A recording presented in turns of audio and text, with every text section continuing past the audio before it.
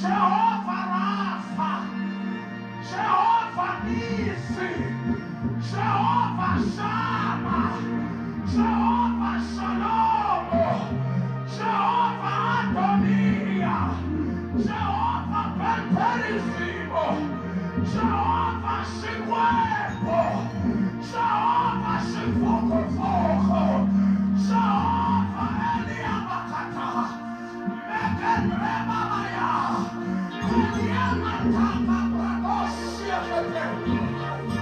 Oh! Eblapa, Eblapa, Ezika Brataka Oshebete. Oh, Bulu Bulu Echu. Fanere, Fanere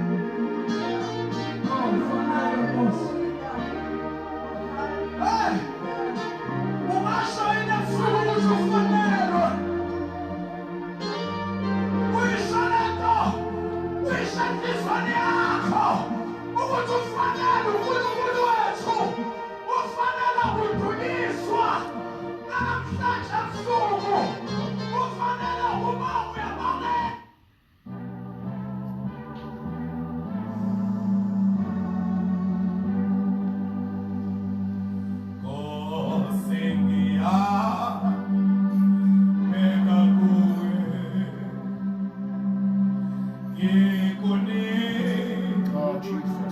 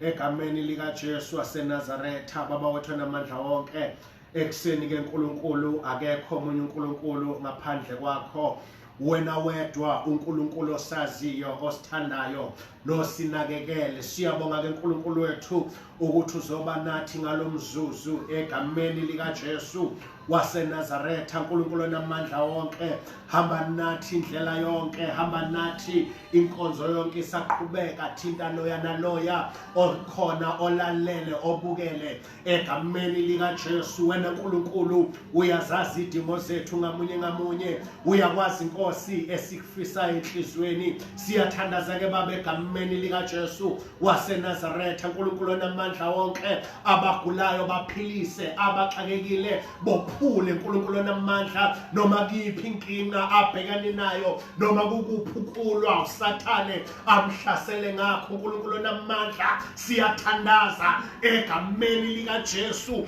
waseNazaretha akunamimoya akunaSathane akunamadevil worshipper azodisturb icebo lakho ngeimpilo zabantwana bakho baba wethu namandla bakhulule emisebenzini bakhulule emakhaya bakhulule emishadweni bakhulule ebantwaneni babo baba wethu namandla wonke abahlasela ngamadrugs siyabalanda uNkulunkulu ongcwele nabaphelelwa uthando lokukhonza siyathandaza egameni likaJesu waseNazaretha. Baba wethu namandla wonke manakanye nabo baba wethu ongcwele lapho bekhona. Nkulunkulu namandla ngiyathandaza ekuseni egameni likaJesu South Africa yonke baba wethu ongcwele siyayithandazela baba wethu namandla izifo zonke siyazehlulekisa egameni likaJesu waseNazaretha. Isixakaxaka endaweni zonke siyasehlulekisa ngegama likaJesu waseNazaretha. Nkulunkulu ongcwele siyabonga baba wethu, wena wethu namandla, wena wethu ongcwele, wena wethu awehluleki, wena wethu uthembekile, wena wethu wadela ukuphila kwakho uthenga impilo yethu. Oh siyabonga Jesu, siyabonga Nkosi, siyabonga Nkulunkulu namandla wonke, Nkulunkulu ongahlulwa, Nkulunkulu ongcwele, Nkulunkulu othanda abantu bonke. Siyathandaza baba wethu, siyathandaza Nkulunkulu namandla, siyathandaza dwala limiyo, dwala lasendulo elanqathwa ngabakhi eselaba inhloko yegumbi. Baba wethu namandla wonke siyabonga ukuthi impela Nkulunkulu wethu awehluleki. Sibongile baba, phakama ke Nkosi ngalesi sikhathi abantwana bakho besalalele bathinde hlangabezana nezidingo zabo egameni likaJesu, ezomoya nezenyama Nkulunkulu ongcwele mana ngabo ezintweni zonke ngegama likaKristu Jesu waseNazaretha. Amen. Amen. Thank you Jesus. Asibingelele bazalwane ngegama likaJesu waseNazaretha. Fisa sifundeni kafishane izwi leNkulunkulu. Siyabingelela bazalwane bonke ababukeli bethu abasilandelayo njalo ngamasonto nanjalo ngolesithathu. Siyaxolisa ukushintsha isikhathi, kuye kwaba nesidingo ukuthi sishintshe ngenxa yezimo ezithile, sashintsha bazalwane. Sizotholakala njalo ngo-10 Sunday, njalo ngo-6 ngolesithathu. Siyahlangana lana bazalwane, asibukeni izwi leNkulunkulu. Before sifunda izwi leNkulunkulu kwabangcwele namhlanje emabandleni, emakhaya, wherever we are, ngabe sithi Happy Mother's Day. So ke nami bazalwane, before siqhubeka nento eziningi, ngifisela bonke omama usuku oluhle lo mama, ngithi Happy Mother's Day. And sibafisela okuhle kodwa bonke omama babalulekile, abancane nabadala, inzala abantu zonke, sithi Happy Mother's Day namhlanje kulusuku labo. Siyanthanda kakhulu bomama, ngaphandle kwenu asilutho. Ngempela uNkulunkulu wabona kufanele ukuthi nibe khona. Kwabalula nokwanda kwabantu because uNkulunkulu wabona ukuthi ukwanda kwabantu ngendoda ngeke kulunge. So akube khona omama abazokwandisa abantu emhlabeni. Siyanthanda kakhulu bomama, siyakhuza nalabo ke abanomoya wokuhlasela abantu besifazane. Siyawukhuza lo moya ngegama likaJesu. Omama babalekile, asibavikele, asibathande, sibanakekele, whatever sinayo sishare nomama bethu ngoba siyabathanda. We love them. Asifundeni izwi leNkosi incwadi yamaHebheru ku chapter 12 bazalwane. Sifunda ku verse 1 namhlanje bazalwane. Inhliziyo yami uNkulunkulu ubekele umlayezo. Isihloko sakhona sithi ukubekezela ezinhluphekweni. Iqiniso kabangcwele ukuthi inhlupheko zipart yempilo, akulona icala ukuba senhluphekweni, and ukuba senhluphekweni akusho ukuthi wedwa, baningi abantu abasenhluphekweni. Iqiniso lithi uma wehlelwa inhlupheko khala ngoba kubuhlungu and bona whatever ongayicabanga. Kodwa ke namhlanje ngizoqinisa ukuthi inhlupheko zikhona for wonke umuntu. Abantu abangenazi inhlupheko, I'm sure abantu abahlanyayo kuphela. Ukuze ungabi nazo inhlupheko, hlanya ukuze ungaziboni, because nabahlanyayo banazi inhlupheko kodwa umqondo wabo awucabangi ukuthi zinhlupheko. But wonke umuntu ophilayo osoba kahle uyafikelwa ama-season, afike onke kuze kufike ne-season yenhlupheko. So ke asifundeni bazalwane inhlupheko, but not nezinhlupheko individual. Asifundeni incwadi sozo uNkulunkulu ufuna ukuthini ngayo. ukubekezela enhluphekweni. Isihloko sakhona sithi ke ngalokho ke nathi lokhu sinefu elingaka lofakazi elisihaqileyo, masilahle konke okusindayo nesono esithandela kangaka kithi, sigijime ngokubekezela kulokho kuncintisana esikumiseleyo. Verse 2, sibhekile kuJesu umqalisi nomphelelisi wokukholwa kwethu, owathi esikhundleni sentokozo ayibekeleyo wathwala isiphambano engalinaki ihlazo, wahlala ngakwesokunene sesihlalo sobukhosi sikaNkulunkulu. Yebo, mqondeni yena owakhuthazela ephikwa kangaka izoni, ukuze ningakhathali niphela amandla emphefumulweni yenu. Verse 4, anikamelani nezono nilwa kuze kube segazini. Baba, izwi lakho leli siyabonga, suthisa ngalo umphefumulo wethu ekuseni, siyalidinga kakhulu ezimpini, ezimweni, ezindaweni zonke lapho siphila khona, singenze lutho ngaphandle kwalo ngoba konke uNkulunkulu wethu kwavela ezwini lakho. Baba, siyabonga ukuthi ekuseni kukhona okusha ozokwenza ngezwi lakho phezu kwempilo zethu, phezu kwempilo yabantwana bakho. Siyabonga Baba, sikunika udumo egameni lika Jesu. Amen. Bazalwane, nanti izwi kaNkulunkulu. Today ngiyafisa abangcwele ukuthi sibukisise kahle ukuthi ukuhlupheka akusiko ukuhlupheka ngokweswela imali kuphela, ukuhlupheka mhlambe whatever izimo obhekana nazo, ukushonelwa. Kukhona izimo bantwana benkosi ongeke uyishintshe, noma ungafasta noma ungathandaza kuyiphi level. Kunezimo ongeke usayishintsha. For instance nje bazalwane, ukufa kwabantu ngeke usathandaza ukuthi ungafelwa. Iqiniso lithi bazalwane, sonke njengoba siphila nje uJesu engakabuyi sizofa. Iqiniso lithi ke wonke umuntu ongakafi yena uzofelwa. If kubuthi izinhlupheko ukufelwa, but ke inhlupheko ongeke usayishintsha, ongeke usayithandazela ukuthi zisuke. Number 2, like nje mhlambe ukulwa mhlambe emshadweni wakho, ukulwa mhlambe emndenini wakho, ukulwa mhlambe ebandleni, ukulwa mhlambe emsebenzini, ukulwa lezo nhlupheko zokuthi awuthandwa ngabantu. Angitshela iqiniso, mhlambe nawe njengoba ungathandwa ngabantu, nawe khona mhlambe ongabathandi, noma mhlambe ungazi ukuthi awubathandi, kodwa indlela owenza ngayo yenza umuntu azibonele ukuthi awumthandi. So ke iqiniso lelo bazanthi inhlupheko futhi lezo engeke isaphela, inhlupheko ezikhona o inhlupheko zomakhelwane. I don't know kwenziwa yini ukuthi wonke umuntu nokholiwe osindisiwe, kodwa uNkulunkulu mayefuna ukutesta ukukholwa kwakho uvele akubeke eduze kamakhelwane, noma umakhelwane engakholwa asindiswe naye akhonze kwenye inkonzo.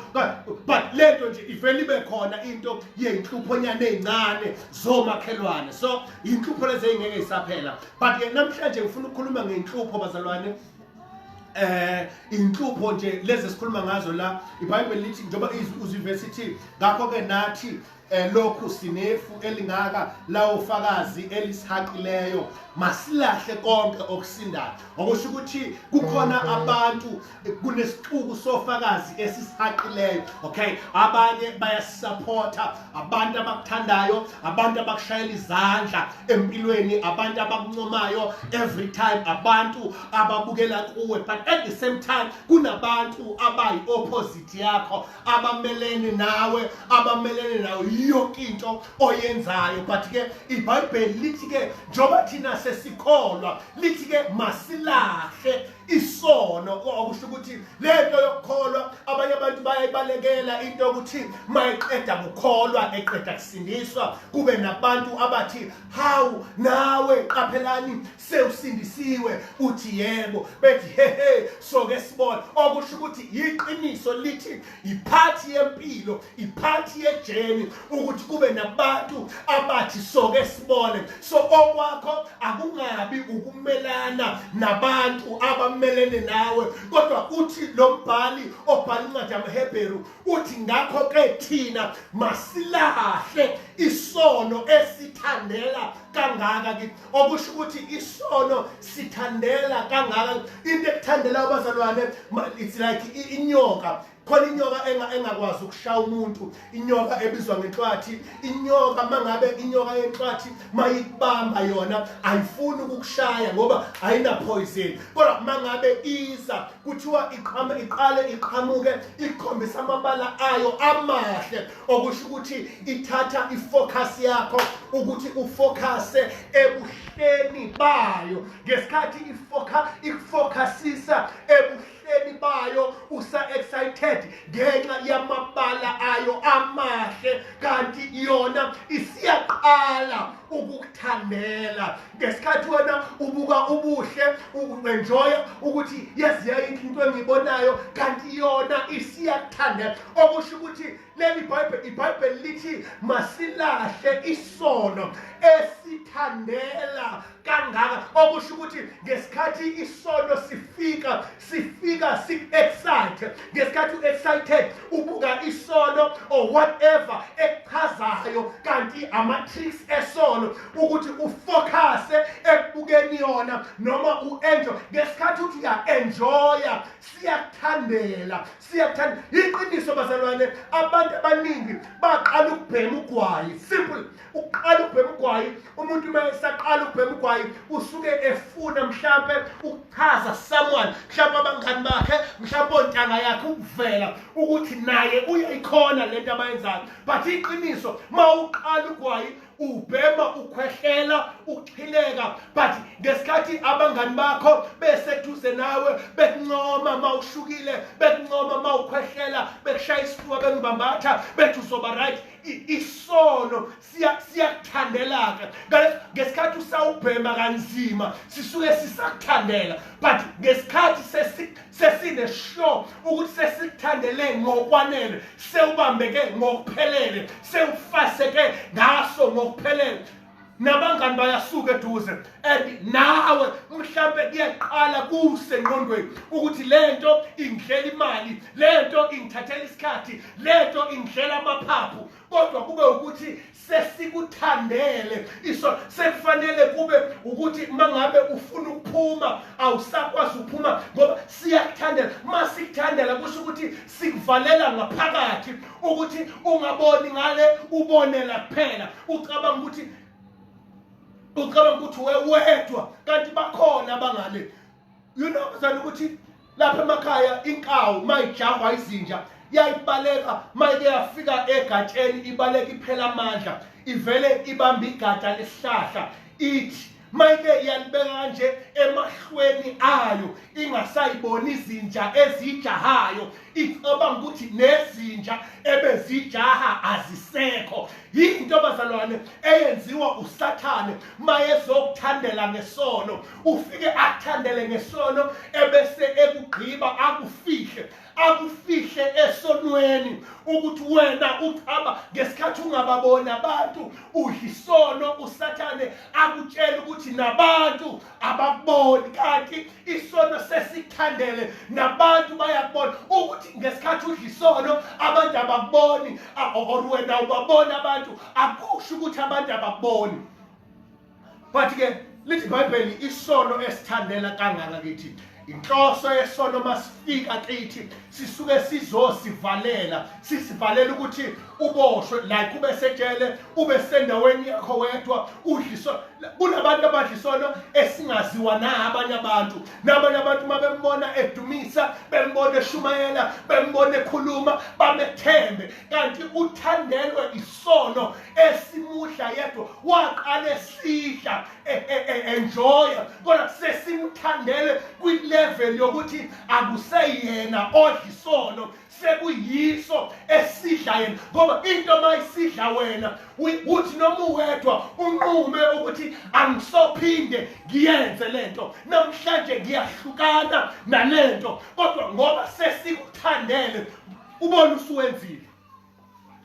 abanye abantu bayazi inkonzi into yomuntu obonayo nayo ukuthi mayebona komunye umuntu enamamuthi ebona omunye umuntu engakhulumi, ebona omunye umuntu esanganiswa yiconsi. Wonke umuntu uyethi yazi lento angiyifuni kabi. Kanti sometimes kusho umuntu naye on a same problem. Kodwa mayisibambe yena imbambe on izinto eziningi. Ngesikhathi konakala izinto mayiqeda ukubona umonakalo anqume athi angisophinde ngiyenze lento. Ngesikhathi unquma esopa ebuka umonakalo owenziwe isono angene kuso. Kodwa kube inkinga ukuthi isono simthandele. Okusho ukuthi bazalwane abantu abahluphekile ngokweswela imali, abahluphekile ngokuzondwa ngabantu, abahluphekile ngokushonelwa abantu, kodwa abantu bahlushwe ukuthandela kwesono. Ngicela ukuthi eqiniso ayikho into ephilisana kabuhlungu ekubeni umntwana kaNkulunkulu, ube umntwana kaNkulunkulu onesono esimehlulayo. Ube umntwana kaNkulunkulu obabusisayo abantu. Mawuphuma enkonzweni abantu baxhawule bethi waze wayisibusiso mntanami. Abantu baxhawule bathi mntanami ngaphandle kwakho singenze. Abantu mama bese bathi nathi abantwana bethu siyafisa bafane nawe. Ifuna umama uzwe nabanye amadoda ethi unkosikazi wami maye nganje ngawe. Mawubaba bethi abantwana siyafisa nathi ubaba wethu abe njengalo baba. Kanti mntakama wena usuwedwa unesono esikuthandele esikudla wedwa. Abantu abangazi iqiniso bazalwane, isono sinje mawusidla isono uwedwa. Akenganemi isono ngegama. Whatever mntanami oyenza wedwa ekhoneni ongafisa abantu bayazi, ongafisa abantu bayibone lento on the show ukuthi mayingazwakala enkonzweni la ngikhonza khona iposition or igift yami ngeke ishine. Isono leso. Iqiniso lithi ke njoba wesaba ukuthi abantu babone, but ngifuna ukuzothi namhlanje mini ukhona uNkulunkulu obona abantu bengaboni. Ukhona uNkulunkulu onawe phansi kwengubo kwi-cellphone yakho ukhuluma ku-WhatsApp yakho. Mhlawumbe unkosikazi wakho angayazi, mhlawumbe abangani bakho abangayazi, mhlawumbe abazalwane oshumela nabo abangayazi, kodwa ukhona uNkulunkulu ofunda imfihlakalo ezifihlelwa abantu abathile. Kodwa namhlanje ngizothi lithi uNkulunkulu asilahle isono esithandela kangaka kithi. Okay, kusho ukuthi iqiniso lithi ke silahlwa kanjani isono esithandela kangaka kithi.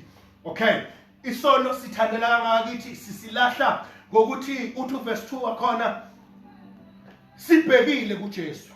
Kezala mzalwane uthi no verse 1 uthi sigijime ngokubekezela kulokuncintisana. Okusho ukuthi into engahle yenze isono sikuthandele ukuthi emncintiswaneni ogijima kuwo wehlisa ispeed ume ungasagijimi. Ngesikhathi wamkela uJesu ngelanga owasindiswa ngalo uzinikele enkosini wawungena emncintiswaneni. Iqiniso lithi some of us siqeda kusindiswa sasimshisekela uNkulunkulu, sasifuna ukuya kuma-homestead, sasifuna ukuya emthandazweni, sasifuna ukuba senkonzweni, sasifuna ukushumayezwa, sasingakabi nama-5 abantu abashumayezayo, sasingakabi nama-5 abazalwane esikhonza nabo noma abafundisi abasishumayeza. Kodwa today usathane esithumelela ama-agent wakhe esilethela abantu abazothi ungamboni eshumayela kanjena nje nokuthi mina ungezwa bekhuluma kanje oyibani nobani, mina ukuthi wena ubazi nginama-5 abo kwami. Lalela mntakama, usathane usuke esefuna ukukumisa ekugijimeni okugijimani. Wacubungula ama-5 abantu awukwazi bazalwane ukuthi ugijima ube busy futhi nama-5 abantu ukuthi umbone eshumayela nje una this and this and this uyiwashipha lethu njengoba liwashipha nje libhizi ngokuthi okusho ukuthi umuntu okulethela izindaba akusiye lowo muntu osuke kulethela indaba, kodwa usathane usuke ezothi awume ukuba busy ngomncintiswano, awume ukuba busy womgijimo kodwa ake ufocuse kunansi enye into. Iqiniso bazalwane, indlela esasithanda ngayo uNkulunkulu asilinyazwanga uSathane direct, kodwa salinyazwa ukuzwa ukuthi umfundisi umbone evutha kangaka nje uvuthiswa ukuthi, umfundisi umbona eshisa kangaka ushisiswa ukuthi, umbona umama umfundisi nje una so umbona uyibani ethandaza kangaka nje kodwa masiphuma enkonzweni unokuthi lehla izinga esikholwa ngalo. Angifuni bangcwele ukuthi nalabo benza izinto ababanjwe isono abame baqhubeke nesono, kodwa ngifuna ukuthi wena esesemgijimeni, osakholwa, osathanda uNkulunkulu, focusa kuJesu, ngoba akusiba abantu abakusindisile kodwa uJesu, kodwa uSathane ukuvezela amafayili abantu bonke abashumayela. Mawufuna ukuphelelwa, ukuthemba, ukureceive encekwini ekushumayezile noma eyakushumayeza noma ekushumayezayo, vuma ukuhlala imihlangano nabantu abanamafayili ngalowo mshumayeli. Wathi wamazi kahle umuntu kuyaphela ukureceive kuye mayeshumela, ngoba kunabantu abasetshenziswa uSathane noma bethandaza noma besho ngezilimi, bayasetshenziswa uSathane ngoba banamafayili abashumayeli, banamafayili abadumisi, banamafayili abo bonke abantu. Mhlawumbe umuntu obusisayo mawuthi ave ngibusisa udladla athi umuntu ingoba ungamazi. So uSathane mayike wathi ngoba ungamazi, iba sure ukuthi uSathane ufuna ukungimisa emgijimeni. Lithi iBhayibheli ke asigijime bazalwane, okusho ukuthi ugijima akungapheli. Once wayeka ugijima isono siyaqala ukukuthandela, okusho ukuthi the more ugijima isono siyakuzungeza, asinandlela yokukuthola. Kodwa the day uma emgijimweni isono siyaqala ukukuthandela, siyaqala ukukuthanda. You know, abanye abantu uqala nje ngokulova kuma-home cell, angasayi ema-home cell, angasayi emthandazweni, angasayi kuma-night prayer. Uzozibona engasalifundi iBhayibheli, asibone esencipha emthandazweni, asibone noma sekuthiwa kuyanikela enkonzweni akasafuni ukunikela, asibone esenqena-ke nokuya enkonzweni Sunday. Okusho ukuthi mntakama sheshe ubone ukuthi le nto iyangithandela. Ingiqale nje ngokunyanya abazalwane abathile enkonzweni, ingiqale nje ngokuthi enkonzweni ngifune manje kade ngiseva kahle, ngifune manje ukuhlalela emuva ngibukela abantu, ngiyeke ukwenza inkonzo uNkulunkulu angithume kuyo. Wathi wande leyo attitude enkonzweni yokuthi sengizoyeka ukuthi uSathane usuke esethe yima, and wathi wama emsebenzini wenkonzo. But I'm sure ukuthi ingale encwadini kaNehemiya, lithi iBhayibheli uNehemiya esemsebenzini, kusho ukuthi oSanbalati noTobiya, lithi iBhayibheli bathumela esemsebenzini, bathi sicela akehle kancane kunodaba esifuna ukuzolixoxa. Okusho ukuthi bathi akayeke lento ayenzayo, akayeke inkonzo abhizi ngayo, akezo-athenda izindaba zabo. Ngesikhathi eshiya umsebenzi wenkosi babezomdestroya phansi. Lalela mntakama, mhlawumbe wakwaba u-MC enkonzweni, mhlawumbe ubuyiwe shiva, mhlawumbe ukumnikela, mhlawumbe ikhonto obubhizi ngayo enkonzweni, kodwa the day uthola izindaba esithi mawuphambili usuke uhletshwa, umfundisi uthi ngawe leyo nto iyakumisa, uthi ngifuna ukubona. Ngicela ukuthi eqiniso ngesikhathi uthi ngifuna ukubalaya, ngiyayiyeka into ebengiyenza. Ngicela ukutshela mntakama, awulayi abahlebile, awulayi abakuzondayo, kodwa usuke uzilaya wena, ngoba wathi wama isono siyaqala ukuthandela. Okusho ukuthi isono singethandele kuwe as long usemgijimeni, kodwa isono sizoqala ukuthandela the day uma wathi waduba iministry yakho, wathi waduba ukukhonza uyema, mawusumile isono siqale ukuthandela. Okusho ukuthi ikhambi lokuthi isono singathandeli kuwe, hlala emgijimeni, hlala emgijimeni. Noma uyahletshwa, hlala emgijimeni. Noma imali ayikho, hlala emgijimeni. Noma uyabothi phela la uma weshipha ukuze ukuthi mangihlabelela abezi ngendlela engifuna beze ngayo, hlale mgijimeni noma umshumayeli ukuthi namhlanje ibandla lithense for me mangithi ngiyashumayela alivumi ngendlela ejwayele ngayo hlale mgijimeni nabantu othandazana ukuthi namhlanje noma siyathandaza kodwa ngiyazi ukuthi kunezinto ezikhona izinto kuma-prayer partners wabo ngithi hlale mgijimeni ungakhishwa ukuthi abantu baresponda kanjani gijima ngoba awusiza abantu kodwa ngokuthi ube busy ngento yenzayo ulwela ukuthi isono singakuthandeli. Lithi-ke bazali iBhayibheli lana sigijime kuloku ncintisana okusho ukuthi siyancintisana khona noma kumncintiswano ongemubi wona kodwa khona siyancintisana kusho ukuthi-ke ungaphumi emncintiswaneni, keep on running emncintiswaneni. Bese lithi-ke iBhayibheli number 2 unumber 1 ukunqoba ukuthandela kwesono gijima ungayeki ugijima noma kungafika nendlela ungayeki ugijima kodwa-ke unumber 2 wakhona usuthi-ke yena-ke siphe gijima khona ungagijima ubheke phansi ungagijima ubheke abantu ungagijima ulalela ukuthi abantu bathini kodwa gijima ubheke kuJesu. Kusho ukuthi ma ungagijima ubheke ifocus yakho while ugijima ayingabi sebantwini ayibe kuJesu. Lalela nje abantu uyakwazi ugijima bashayela izandla kodwa futhi uyakwazi ngendlanga uthi uyaqala ugijima bavele bakubuke nje akusho lutho lokho ngoba iBhayibheli alithanga sibheke abantu abathe uyababusisa mawuke wahlala ezintweni ukuthi namba bethi ngiyashaya namba bethi ngiyashisa mntakama the day bengashongo noma bengashongo ukuthi awubabusisi kodwa mawuke wahlala ekulayeleni ukuthi abantu bathini ngentshumayelo yami abantu bathini ngokuhlabela kwami abantu bathini ngokuthandaza kwami ma bengasasho lutho uzocabanga ukuthi khona abakushilo ulinyazo ukuthi bebenqoma abasanqoma kodwa namhlanje lithi iBhayibheli sibhekile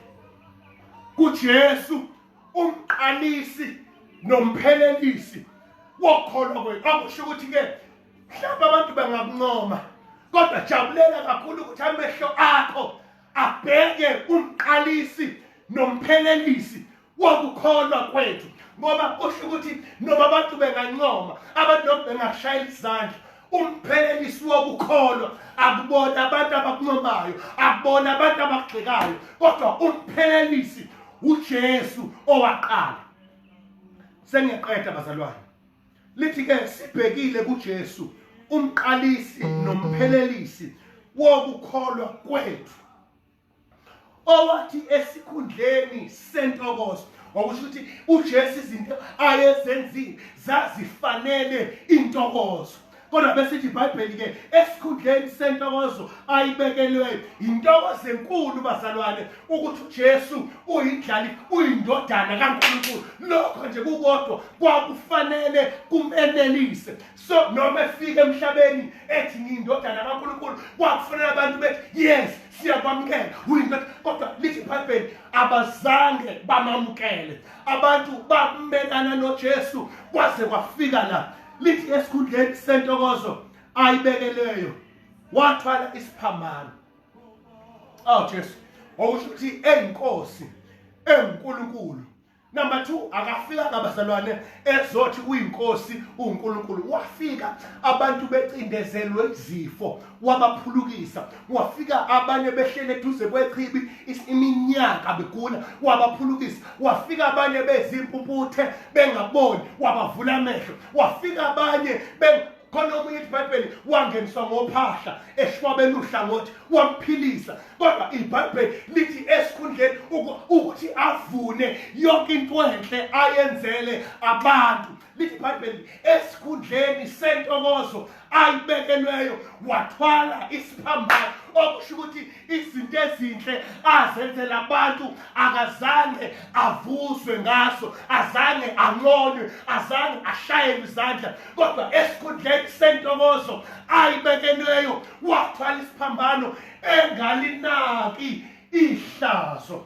Ngesabi ngene okusho ukuthi ukuthwala kwakhe isiphambano bazalwane 1 uyindodana kaNkulunkulu uNkulunkulu kodwa mayefika emhlabeni akareceivewanga njengoNkulunkulu wangena emathempelini wherever la eshumela khona ezama ukubeka indaba kaNkulunkulu kodwa abazange bamamukele njengoNkulunkulu idlanzana elalimamukele njengoNkulunkulu noma enzima ngalisi ngenyanga wasuthisa abantu ngezinkwa abantu baqala ukumlandela sebemlandelela izinkwa lithi iBhayibheli wathi uJesu ngiyabona ukuthi anilandeli mina ngoba ningithanda kodwa nilandela izinkwa usethi mina ke Jesu ngiyisinkwa sokuphila esehlezulwini liBhayibheli bonke bashiya phansi abanye bafuna ukumkhanda ngamatshe bathi singayidla kanjani inyama okusho ukuthi imfundiso nokuphila okuphakade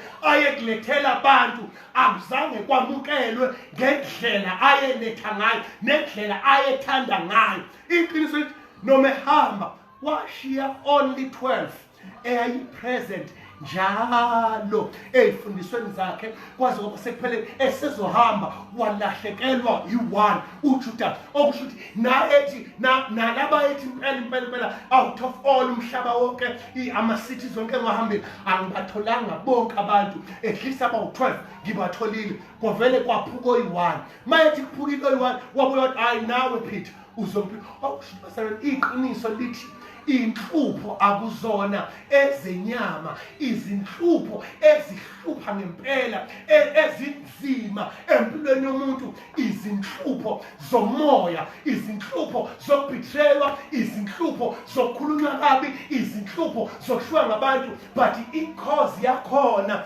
isono esithandela kana lithi iBhayibheli ke kodwa ke ukuthi siqhubeke emncintiswaneni singabanjwa isono esithandela kithi lithi iBhayibheli asibaleke asigijime singene noma isono noma kungavela intoni emnandi efuna ukusimisa kodwa ngenxa yomncintiswano esikuwo asingaphumi emncintiswaneni number 2 amehlo ethu singabheka abantu iBhayibheli liqale kusiya umuntu othemba abantu alikhethile bazalwane ukuthi umntanakho noma umzali wakho noma umyeni wakho noma unkosikazi wakho noma umfundisi wakho iBhayibheli lithi uqalekisiwe umuntu othemba kubantu iBhayibheli sithi ke ubusisiwe umuntu othemba lakhe linguJehova nothemba lakhe likuJehova okusho ukuthi bazalwane into ezokwenza ukuthi amehlo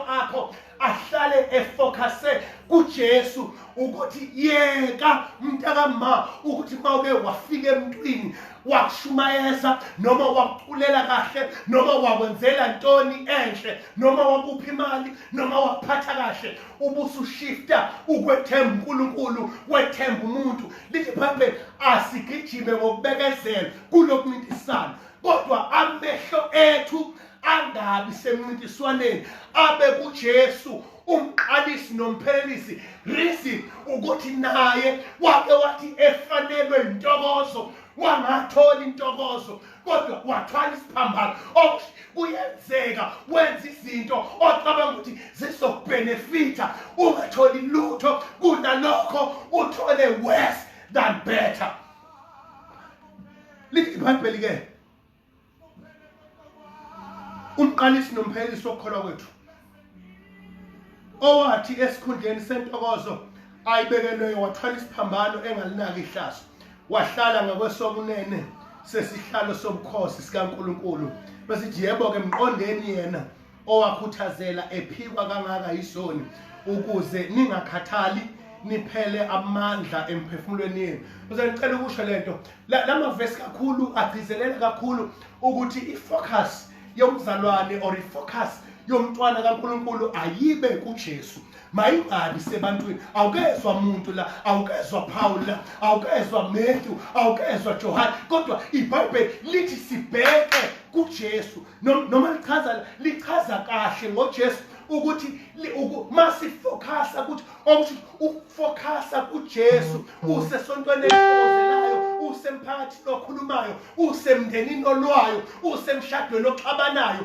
usemsebenzini la befisa ukukhipha khona bafakane bona. Kodwa into ezokwenza ukuthi uphile kahle ukuthi uyeke bonke abantu ufocuse kuJesu, umqalisi nomphelisi owakhuthazela. Kanti lithi iBhayibheli wakhuthazela ephikwa. Enkosi yami, okusho into ayishumayela babemelene nayo, babephika bethi awusini. Okusho ngicela uqiniso, wayethi ngiyindodana kaNkulunkulu, bethi awusini indodana kaNkulunkulu. Ethi uyashumayela, bethi no, awuveli uNkulunkulu. Kodwa iqiniso ukuba indodana kaNkulunkulu ngoba wayengakuzwanga kubantu ukuthi abantu bathini ngaye, akushintshanga ubuJesu, akumphucanga ubudodana ukuba indodana kaNkulunkulu. Waba indodana kaNkulunkulu noma ephikwa, waba uMesiya noma okusho ukuthi mawuhamba kulomncintiswano bazalwane focusa ekuthenini uNkulunkulu wayetheni ekuqaleni. Noma ungashiwa abantu bonke mfundisi, yeka abantu bahambe, focusa mawawuzwile iphimbo likaNkulunkulu, mawawuzwile uNkulunkulu ekhuluma nawe, focusa emazwini ashiwo uNkulunkulu. Abantu bazalwane banezinto eziningi abangazisho ngawe. uJesu bazalwane njengoba kuthiwa wayephikwa izoni, zazimphikisa ukuthi uyindodana kaNkulunkulu, zazimphika ukuthi uMesiya, zazimphika ukuthi ungogcotshiweyo. Okusho ukuthi abantu sometimes bayayiphika into uNkulunkulu ayisho ngempilo yakho, but wena bambelela emazwini kaNkulunkulu ukuthi uNkulunkulu wayetheni ngempilo yami. Mntakama, ngifuna ukusho ukuthi mhlawumbe usuphela amandla wayeka, wake wenza kahle enkonzweni, wake wenza kahle kubazalwane, abazalwane owenza kahle kubo ngesikhathi seyinsizi nekhathi sokuhlupheka abenzanga kahle kuwo. Lalela, ngifuna ukuthi uJesu esiphambanweni wayengenamfundi, abafundi bakhe bonke abantu ayebaphilisile, ebavula amehlo, imputhe, inyonga, ababeshwabeni inhlangothi, nendoda ayelaphe ngasechibini asizwanga kuthiwa iyayikhona.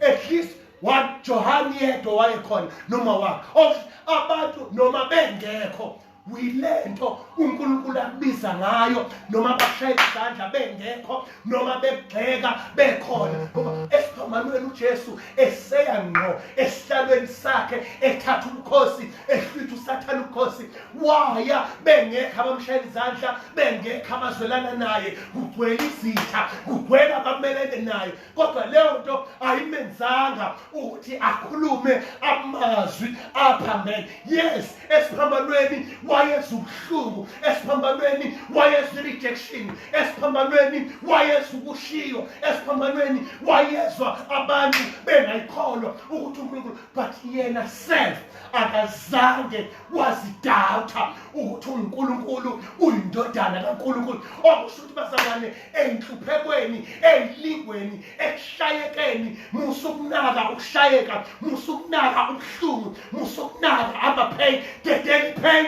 ukuze uzoqhubeka ume kwiposition yakho. Ngoba bazalwane, ngicela ukuthi eqiniso ukuba uJesu wahluleka esiphambanweni, ukuba uJesu walibala izinto ezayishiwa abantu ababeseduze nesiphambano, ukuba uJesu walibala amanxeba, izipikili ezazikuye, ukuba walibala imivimbo, ukuba walibala ukuhlatshwa, wayezoluza umqhele wakhe.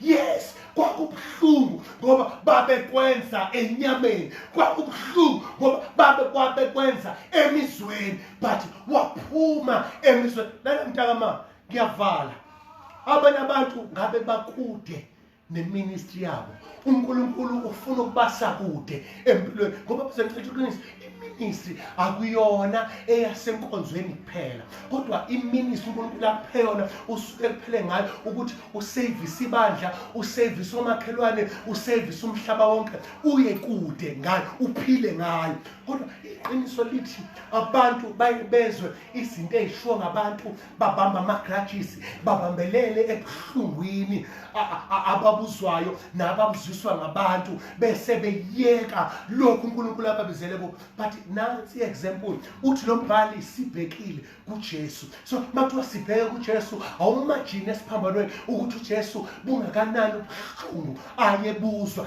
zingakanani iy'nhlungu ayebhekene nazo, amazwi ababewasho ukuhlekwa ayekuhleka. But mayevula umlomo, wavula umlomo positive, eqala ukukhuluma wathi Baba. But okusho ukuthi bazalwane ngicela iqiniso, into ye-forgiveness iyakhulula enhluphekweni, into ye-forgiveness iyakhulula ebuhlwini obuzwayo. Ngicela ukuvala ngalamazwi kuyo le chapter bazalwane, uverse 14 wakhona uvela athi zamelana ukuthula nabo bonke nokungcweliswa konke, ebesethi ngoba ongenakho engiyibona inkosi. Ngizalwane okusho ukuthi lana bangcwele, phasa le test, phasa konke lokho. Number 1, sibalekela isono. Sibaleka isono ungami noma kuyi-lockdown kanje kungakhonzwa mntakama. Musukulenza iphutha, awukhonzi ngabazalwane. Sivalele ikameleni lakho, uhlabelele wedwa, udumise, uthandaze, ufunde iBhayibheli, uqhubeke nokwenza kahle, uqhubeke nokuphila ngcwele. Bazalwane, abanye phela sinabantu ebebeyeka isono ngoba kushumayelwe ngaso Sunday, phakathi neviki abuyele kuso. So kulezi insuku njengoba kungahlangana Sunday, kungahlangana ngoLwesithathu, uphila esonweni. Kodwa namhlanje kuFacebook sizothi phuma esonweni, phuma ey'ndabeni, phuma ekufundeni amaphepha ngabafundisi, phuma ekufundeni izinto ngabazalwane, phuma ekuconcentrate-eni ekugxekweni kwabazalwane. Ngoba once wa-entertainer ukuthi umzalwane othile wenza ukuthi, uSathane usuke ezothi nawe lesi ungasenza. Angithi nobani benza ukuthi, mntama ngicela ukutshela iqiniso, isono noma sidliwa ngubani. Isono uNkulunkulu uzolahla abantu abaningi. uNkulunkulu akanandaba ukuthi lento isiyenziwa abantu abaningi, ngoba yenziwa abantu abaningi ke sengiyayamkela mina uNkulunkulu. Lalela mntama, wena wedwa yibangcwele, wena wedwa balekela isono esithandela kangaka. Phuma ebantwini, focusa kuJesu owathi esikhundleni sento atwenza kahle abantu bengaboni ubuhle. Kuyenzeka uthi u-expect ukushayela abantu izandla, abantu bavele babheke phansi. Kodwa iBhayibheli bangcwele lithi asigijime ngokubekezela. Mntakama, ngiyafuna ukusho ukuthi mhlawumbe wena ucabanga ukuthi uhlushwa yona yonke lento, kodwa namhlanje sithola ikhosi ukuthi into ehlupha abantu kakhulu isono. Umuntu odla isono ubhitha, umuntu onento emhluphayo unolaka, uyajaja ngoba naye ufuna abantu azothi ningibona nginjena nje sibaningi sinobani. Lana ngitshela iqiniso, awudli isono nabantu, ngoba phambi kwabantu, phambi kaNkulunkulu uzozimela wena wedwa. Khona mhlawumbe sasindisa uhlatshelelwa othi umuntu ngamunye uyozimela phambi kaJehova. iBhayibheli lithi asiki nobani akafocuse emncintiswaneni, abheke uJesu. Lalela mntama, akunankinga ukuthi kwenzakaleni, kodwa namhlanje ngizothi kuwe, dalula konke. Isono mfundisi siyekwa kanjani? Siyekwa ngokudalulwa. iBhayibheli mawufuna kaJames uthi vumani izono omunye komunye. Okusho la insindisweni siphila ngenhlambuluko. Uma ulimele, thola umzalwane noma thola umfundisi uhlambuluke, noma iya kuNkulunkulu uthi Baba ngonile ngalokho nalokho. Isono siyavunywa ukuze siyekwe, ngoba uNkulunkulu akamunyanyi umoni, unyanya isono. Kodwa moke wasivuma phambi kwakhe uNkulunkulu uthatha wena akuyekise izono. Abantu abaningi bazalwane banenhlupheko abahlushwa yilezi zinto abazivezayo, but i-cause yokuhlupheka or isource yenhlupho zakhe ukona. Kodwa namhlanje mawungadalula lezo zono phambi kaNkulunkulu, uNkulunkulu uzokuthethelela, akuhlanze, akubuyisele endaweni owake waba kuyo. Abanye bathi mina mfundisi ngake ngavutha kodwa manje ngiyezwa amandla wasekho. Lela mntakama iya kuNkulunkulu uthi baba ngonile namhlanje ngicela intethelelo. uNkulunkulu uthembekile, ukholekile ukuthi akuthethelele kukho konke, ngoba impilo yakho imiswe isono osenza abantu bengaboni, osenze makhone bangcwele. Uma ungaphila ngcwele, ube ngcwele njengoba uNkulunkulu efuna, wenze izwi likaNkulunkulu njengoba uNkulunkulu efuna, uNkulunkulu uready ukukuthatha akuse kwenye level ongakaze wacabanga ukuyo. Asivala amehlo sithandaze. Oh Mongcwele, oh siyathandaza baba egameni lika Jesu. Abantwana bakho besalelele baba, siyabonga ukuthi namhlanje ubusikhuza ekoneni baba, ubusivezela isolution or ubusivezela i-cause yokuhlupheka esihluphekayo, ngoba isono siletha ukugula, isono siletha izifo, isono siqeda imali, isono simisa impumelelo yethu. Baba wethu namandla onke, ngenxa yezono esizenzayo senza Nkosi, noma sithandaza ungasizwa, noma sifuna usizo kuwe uNkulunkulu wethu, udonga lwezono lusahlukanisile nawe. Kodwa namhlanje mini baba siyaphenduka, noma izono ezincane, noma izono abantu abangazazi, noma izono abantu abangasiboni, kodwa namhlanje mini baba hlola inhliziyo yethu, sibone Nkosi imicabango yethu, hlola imizindlo yethu, hlola baba ukuhlinza kwethu okubi. Baba namhlanje mini sibuyela kuwe ngezwi lakho baba, silahla konke isono esithandela kithi, siza kuwe njengoNkulunkulu, sixolele.